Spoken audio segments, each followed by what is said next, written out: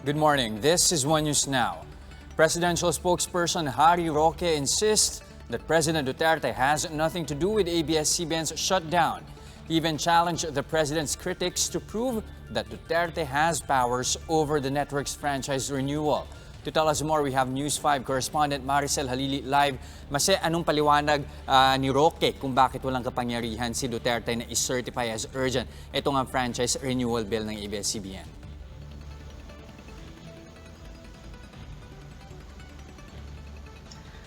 Jester, sinabi nga ni Presidential Spokesperson ROQUE na maaaring hindi nga prudent yung pag-i-issue ng cease and desist order ng National Telecommunications laban nga dito sa ABS-CBN. Pero ang sinasabi niya, independent body ang NTC being quasi-judicial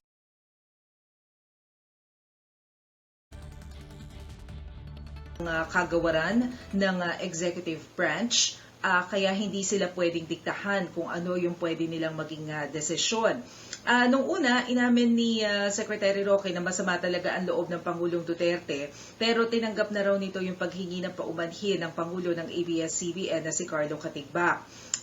Matatandaan na humingi nga rin ng paumanhin ang Pangulong Duterte sa mga business tycoon na sina Ayala at si Manny V. Pangilinan dahil gusto niya makipagtulungan umano sa lahat ng mga negosyo patungkol dito sa COVID-19. At ganito rin daw ang nararamdaman ng Pangulong Duterte sa ABS-CBN. Gayunman, nanindigan ang Malacanang na walang kapangyarihan ng Pangulong Duterte sa pag-issue ng prangkisa para sa ABS-CBN at hindi rin daw niya ito pwedeng i-certify as urgent dahil may private interest ito. Kung meron man daw na makapagpapakita sa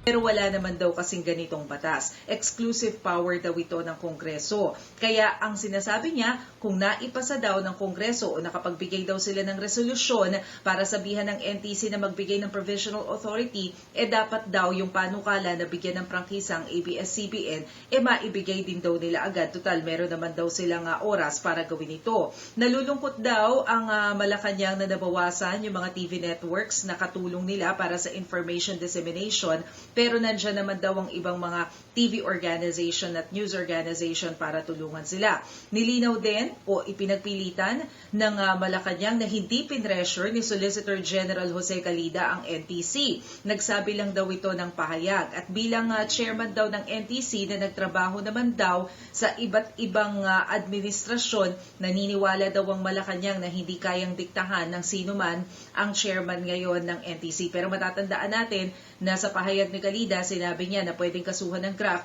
ang NTC kapag nagbigay ito ng provisional authority sa ABS-CBN. Hindi rin daw panggigipit sa malayang pamamahayag ang nangyari dahil hindi naman daw ipinasara ang ABS-CBN kundi nag-expire daw ang kanilang prangkisa. Ang problema daw, bagamat hindi pa nasisimulan o hindi pa nare-renew ang prangkisa ng ABS-CBN ay meron pang pending na co-warranto petition sa Supreme Court kaya malamang daw itong dahilan kung bakit nahirapan ang Kongreso na magdesisyon. Pero pagtitiyak ng Malacanang sa mga kaalyado ng Pangulong Duterte sa Kongreso, neutral daw ang Pangulo sa usaping ito. At para daw dun sa kanyang mga kaalyado sa Kongreso, magdesisyon daw sila base sa kanilang konsensya at dahil neutral ang Pangulo, hindi daw ito magagalit o hindi ito matutuwa sa kahit na anong maging desisyon nila.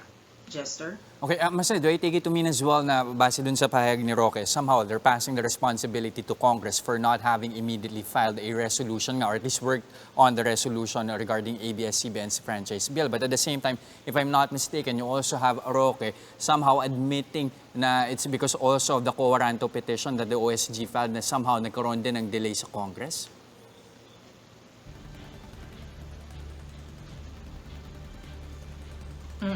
Tama ka dyan, Jester. Ang binigyang diin nga ng Secretary Roque kanina, the exclusive mandate to renew a franchise of a certain TV organization, talagang sa Congress lang natutuwang. Kasi di ba nagkakaroon din ng issue na baka mamaya merong impluensya naman dyan yung Malacanang, because as we all know, nagkaroon nga ng sama ng loob ang Pangulong Duterte sa ABS-CBN because of the campaign materials that was not aired. So parang ang sinasabi lang ni Secretary Roque na hindi sila inimpluensyahan. Sole mandate ng Congress yung pagre-renew ng franchise, pero inassume din nila that since there's a pending co-warrant to petition before the Supreme Court, pwedeng naka-apekto ito dun sa challenges ng Congress para makapag-decision sa renewal of franchise. Alright, maraming salamat. That was News 5 correspondent MARICEL HALILI. Vice President Leni Robredo slams the National Telecommunications Commission for ordering ABS-CBN to shut down its operations amid the COVID-19 crisis. In a statement, Robredo says the public needs ABS-CBN because the network provides free flow of information that could save lives during the pandemic. She also notes that the NTC's move burdened a lot of people, including ABS-CBN's thousands of employees who lost their jobs. Robredo underscores the fact that ABS-CBN was ordered to go off air while POGOs are allowed to operate again.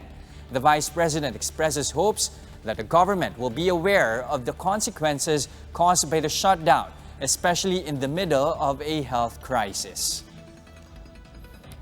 The House Committee on Legislative Franchises admits being taken off guard by the NTC shutdown order against ABS-CBN. In an interview with the chiefs, Franchise Committee member and ACO Bicol Representative Alfredo Garbin said the NTC suddenly changed track. Back in March, the Commission agreed to issue a provisional franchise for the network. This is to allow ABS-CBN to operate while Congress deliberates on their bid for a franchise renewal. That's a complete turnaround of the position and the recommendations of NTC. Kami ho'y nagulat dahil yung mga rekomendasyon ng NTC sa ibang prangkesa ay hindi nila ina-apply, or they will not they don't want to afford the same treatment sa ABS-CBN. NTC Deputy Commissioner Edgardo Cabarrios defended the decision, saying they found no legal basis to issue a provisional authority to the network since their franchises lapsed. Cabarrios added that the issue with ABS-CBN may set a precedent for future franchise cases.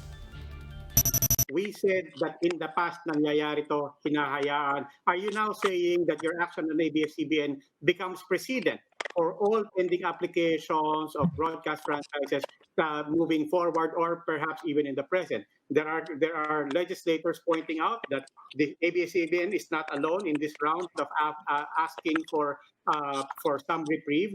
Are you therefore saying that it applies to everybody right now? Well, precedent setting ho yan, yes. The Department of Health releases a chatbot to answer COVID-19 related queries on social media. The chatbot is named Kira, which stands for Katuwang na Impormasyon para sa Responsableng Aksyon. With Kira, Facebook users will be guided in conducting self-checks for signs and symptoms of COVID-19. It will also give pointers to avoid getting infected. Kira can also answer questions regarding quarantine guidelines. Kira is accessible via Facebook Messenger through the DOH official account, Viber, and the Contra COVID PH web app. For more updates, follow News 5, the Philippine Star, and Business World Online. I'm Jess De Los Santos. We are One News.